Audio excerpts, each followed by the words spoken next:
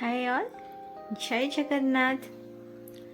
आज चलतु जानिबा प्रेम केमिति धोकेबाज। समस्ते जानिथिबे प्रेम माने ही गर्लफ्रेंड बॉयफ्रेंड से धोका। हेले मु आज आपण मानकु गोटे सुंदर कहानी टी कहया को चाहूँचे प्रेम केमिति धोका दिए। तो चलतु स्टार्ट करबा गोटे सुंदर छोट कहानी टी। वीडियोटी लास्ट पर्यंत देखंतु आपण मानको निहाती भल लागिबो। बिल्कुल भी मझिरो स्किप करंतु नाही तो वीडियोटीर महत्वटा बुझी पारिबे नाही। तो कहानीटी होची गोटे छोट फैमिली रो। से फैमिली रे बापा माँ और पुओटे। पुओटी बाहर काम करे, बहुत व्यस्त जेहेतु बाहर काम करे बहुत व्यस्त। तो माँ टी फोन करने को पुओ को फोन करने को 100 थर भावे कि पुओ व्यस्त थी काले रागी जीव। जेहेतु गोटे पुओ ताको बहुत भल पाती। तो दिने फोन करे तो माँ टी फोन करे पुओ को। पुओटी 5-7 थर फोन करबा परे पुओटी फोन उठाए। और फोन उठेला परे पुओ सेपटू कहे कि कौन है कह एत थर कहीं फोन करछ मु व्यस्त अच्छी मीटिंग रे अच्छी। तो माटी कहला अच्छा हो ठीक अच्छी मु ताहले परे फोन करिबी। तो पुओ कहे कि नहीं नहीं कौन कहबा कथा कह। तो माँ कहे कि बहुत मास हब घर को पैसा किछि पठेइनु केमती आमे चलेबू। तो पुओटी कहे कि अरे मु भी तो ये असुविधार अच्छी एपटे बहुत रेट सब बढ़ी गलानी मोर जेतिकी सैलरी मु से भितरे भल से रही पारुनी। मु भी एठू सेठू धार खर्च करुछि मु निजे चलिया को हैरान होछि मु केमती पठेइबी। तमे तो सब जानिछ मो विषय रे सब तो कहूछि मु केमती चलुछि ये करछि से करछि तो मु केमती पठेबी। तमे टिके एडजस्ट कर दियो किछि दिन पाइका। तो माँ कहे कि हाँ ठीक अच्छे और जदि तोर असुविधा मत कहबू मु ना कौटे अरेंज करी तते देवी ठीक से खाया पीवा करती। तो पुओ कहे हाँ हाँ हाँ मो पे व्यस्त हुआनी मु एमती अच्छी ठीक ठाक अच्छी तमें तुम कथा बुझ। तो फोन रखिदिए माँ पुओ भी फोन रखिदिए। फोन रखिबा परे किछि समय परे पुओ को आ गोटे फोन आसे आउ पुओ सेपट साइड रु जने से पुओटी को कहे कि मते एबे शॉपिंग करबा पाइका 15,000 टंका दियो। पुओ कहे कि हाँ बेबी दे देबी हेई देली नियो। फटकी 15,000 टंका टी पुओ से झियो को दे दिए। हेले झियो तार नहीं शॉपिंग फॉपिंग करे। तो पुओ एपटे रुहे। पुओ झियो को टंका देला परे कहे कि तमे शॉपिंग कला परे मते फोन करिवो आमे जिबा आज डिनर करबा पई। झियो कहे हाँ ठीक अछि मु सांग मानक सहित आछि शॉपिंग कर दिए बुलिया बुझिबा। तो एमती हे संध्या हुए। तो जेते बळे पुओटी झियो को फोन करे झियो फोन बिजी आसे किछि समय अपेक्षा करे पुणी थरे फोन करे पुणी थरे बिजी आसे। पुओटी मेसेज करे झियो को कि कोठी अच्छा आसलानी आमे डिनर जीवा आउ से ड्रेस पिंधि के आसीबा आज जो थरे शॉपिंग करछो जो नुआ ड्रेस किनछो से ड्रेस टे पिंधि के आसीबो मु देखिबी केम देखा होछि।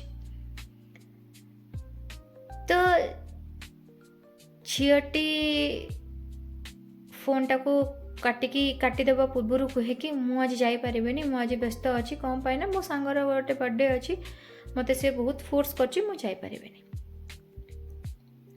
पुओ कहे कि हो जदि एते क्लोज सांग ठीक अच्छे जाओ काली देखा। झियो कही से फोनटा झियो सडनली काटी दिए। तापरे ताको आ गोटे फोन आसे।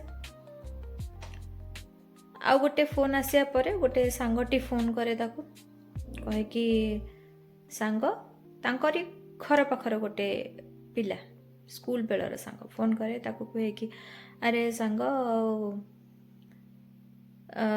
ମୁଁ ଆଜି ଦେଖିଲି ମଉସା ହସ୍ପିଟାଲ ଆସିଥିଲେ କିଛି ଟେଷ୍ଟ କରିବା ପାଇଁ, ବୋଧେ ଦେହ ଖରାପ ଅଛି କି କ'ଣ, କ'ଣ ହେଇଛି କିରେ ତୋ ବାପାକୁ? ପୁଅଟି ସଡନ୍ଲି ରହିଯାଏ କି ଆଜି ତ ମୋତେ ଘରେ ମା ଫୋନ୍ କରିଥିଲା, କିଛି ତ ବାପାଙ୍କ କଥା କହିଲାନି। ତ କଥାକୁ ଚଳେଇ ପୁଅଟି କହେ କି ନାଇଁ ନାଇଁ କିଛି ନାହିଁ, ଏମିତି ଥଣ୍ଡା ଜ୍ୱର ହେଇଛି ତ ଯାଇଥିଲି ଦେଖିବା ପାଇଁ, ଆଉ କିଛି ନାହିଁ। ତାପରେ ସାଙ୍ଗଟି କହେ ନାଇଁ ମୋତେ ଲାଗୁଛି କିଛି ସିରିୟସ୍ ବୋଧେ। ତାପରେ ପୁଅ କହେ କି ନାଇଁ ନାଇଁ ସେମିତି କିଛି ନାହିଁ, ଆଜି ତ ମୁଁ କଥା ହେଇଥିଲି ଆଉ କାହିଁ କିଛି କହିଲେନି, ଥଣ୍ଡା ଜ୍ୱର ହେଇଛି। ମୁଁ କହିଲି, ମୁଁ ତାଙ୍କୁ କହିଲି କି ତମେ ଯାଅ, ଯାହା ଖର୍ଚ୍ଚ ହେବ ମୁଁ ବୁଝିବି ସେ। ପୁଅ କହିଲା କି ହଁ ହଁ ଠିକ୍ ଅଛି, ଯାହା ହଉ ତୋ ଭଳିଆ ପୁଅ ଆଜିକାଲି କେହି ନାହାନ୍ତି। ଦୂରରେ ପୁଅ ଗଲା ପରେ ବାପା ମାଆଙ୍କୁ ଭୁଲି ଯାଉଛନ୍ତି ଝିଅ ଚକ୍କରରେ ପଡ଼ି, ଆଉ ତୁ କିନ୍ତୁ ସେଭଳିଆ ନୁହଁ, ଯାହା ହଉ ତୁ ପଚରା ପଚରି କରି ବୁଝୁଛୁ ସେ। ସାଙ୍ଗଟି ଫୋନ୍ଟା ରଖିଦିଏ। ହେଲେ ବି ପୁଅ ମୁଣ୍ଡରେ ବୁଦ୍ଧି ପଶେନି, ପୁଅ ମୁଣ୍ଡରେ ଚାଲିଛି ଝିଅଟି କ'ଣ କରୁଛି, କାଲି କେମିତି ଦେଖାହେବି ତା ସହିତ, ତାକୁ ଆଉ କ'ଣ ଗିଫ୍ଟ ଦେବି। ପୁଅଟି ସେ ବିଷୟରେ ଭାବୁଛି। ସେପଟେ ମା ଭାବୁଛି କି ମୋ ପୁଅ ବହୁତ ଦୁଃଖୀ, ପୁଅ ପାଖରେ ପଇସା ନେଇ ପୁଅ ଖାଇବା ପାଇଁକା ବହୁତ ହଇରାଣ ହେଉଛି। ପୁଅ ଦେଖିଲା ବେଳକୁ ଝିଅ ପଛରେ ଉଡ଼ୁଛି, ଆଉ ଝିଅ ଆଉ କାହା ପଛରେ। ତ ଏଇଠି ବୁଝିପାରୁଥିବେ ପୁଅଟି କେମିତି ବାପା ମାଆଙ୍କ ଭଲ ପାଇବାକୁ ତଳି ଚକଟି ଧୋକା ଦେଇ ଦେଉଛି।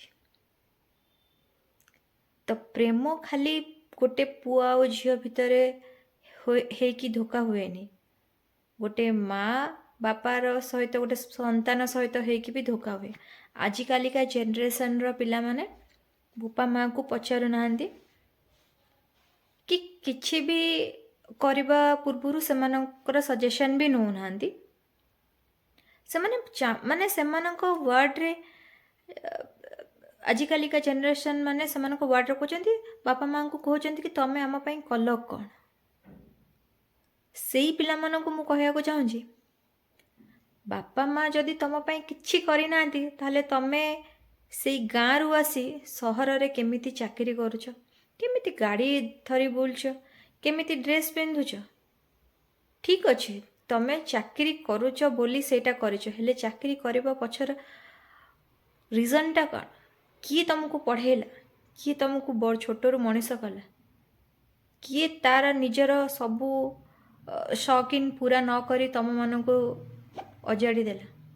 ସେଇ ବାପା ମା, ସେଇମାନଙ୍କୁ ଯଦି ତମେ ନ ପଚାରିବ, ନ ଭ୍ୟାଲ୍ୟୁ କରିବ, ଦିନେ ନା ଦିନେ ମେ ବି ତମେ ଆଗକୁ ବଢ଼ିପାର, କିନ୍ତୁ ତମେ ଜୀବନରେ କେବେ ଖୁସିରେ ରହିପାରିବନି, ସେ ଶାନ୍ତି କେବେ ଆସିବନି। ତ ହୋପ୍ କରେ ଏ କାହାଣୀଟି ସମସ୍ତଙ୍କୁ ଭଲ ଲାଗିଥିବ, ଆଉ ସମସ୍ତେ ଆଜିକାଲି ସମସ୍ତେ ନିଜ ନିଜ ବାପା ମାଆଙ୍କୁ ଭଲ ପାଆନ୍ତୁ। ଯେତିକି ହଉ, ଆପଣଙ୍କର ଯଦି 10 ଟଙ୍କା ବି ରୋଜଗାର, ଆପଣ 8 ଟଙ୍କା ନିଜ ପଛରେ ଖର୍ଚ୍ଚ କରନ୍ତୁ ପଛେ, କିନ୍ତୁ 2 ଟଙ୍କା ବାପା ମାଆଙ୍କ ପାଇଁ ଦିଅନ୍ତୁ। ଏମିତି ନାହିଁ କି 10 ଟଙ୍କା ଖର୍ଚ୍ଚ କରୁଥିବେ, 20 ଟଙ୍କା 10 ଟଙ୍କା ମାନେ ରୋଜଗାର କରୁଥିବେ, 20 ଟଙ୍କା ଖର୍ଚ୍ଚ କରୁଥିବେ ବାପା ମାଆଙ୍କ ପଛରେ, ବାପା ମାଆଙ୍କ ମୁଣ୍ଡରେ ଆଉ 10 ଟଙ୍କା ଋଣ କରିଦେଉଥିବେ। ସେମିତି ନ କରି ନିଜ ବିବେକକୁ ପଚାରନ୍ତୁ, କ'ଣଟା କଲେ ଠିକ୍, କ'ଣଟା କଲେ ଭୁଲ। ତ ରହିଲି, ନମସ୍କାର। ଯଦି এই ଷ୍ଟୋରିଟି ଭଲ ଲାଗିଛି ପ୍ଲିଜ୍ ସେୟାର କରନ୍ତୁ, କମେଣ୍ଟ କରନ୍ତୁ ଆଉ ସବସ୍କ୍ରାଇବ୍ କରନ୍ତୁ। ଜୟ ଜଗନ୍ନାଥ।